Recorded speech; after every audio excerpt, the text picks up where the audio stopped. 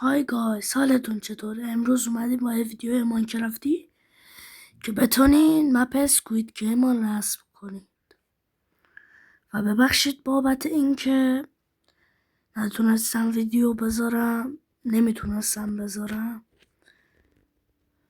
و برای دانلود کردن مپ اسکوید گیم باید اول از همه مستر ماینکرافت رو نصب کنید و واردش میشید.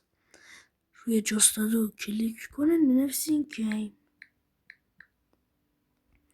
بعد میاید پایین. اول برای این کارم که بتونید مپ دانلودش کنید، مپ پولیه، باید هر روز وارد مستر ماینکرافت بشید و سکه‌هاشو بگیرید. 160 از این سکه باید داشته باشید تا بتونید این مپ رو دانلود کنید، بازش کنید و با پولتون و دانلودش. این به این برنامه که رسیدید تا تبلیغ قبل شما یه لحظه ویدیو کات کنم. حالا نقافلیم وسط تبلیغ اومد. خب این مپ ها که دیدید میرید داخلش. من یه جورایی هنگ کنم، باید برم بیرون و دوباره بیرون. میرید داخلش و دانلودش کردی شروع ماینکرافت رو میزنید.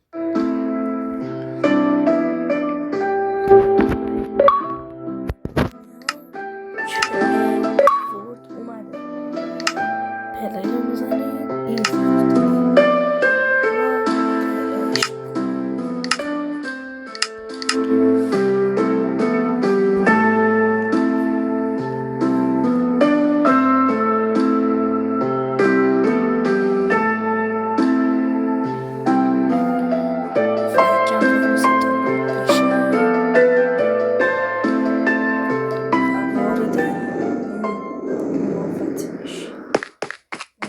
این بالا دو تا مسابقه دارم. من بهتر از این مپ پیدا نکردم. اگه شما پیدا کردی حتما بهم بگید که ویدیوشو بذارم.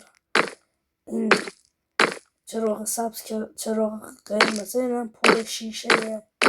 اول چراغ سبز چراغ قرمز رو میزنیم دکمه‌اش، بعد استارت رو میزنیم. بعد اینجا میگه 5 4 3 2 1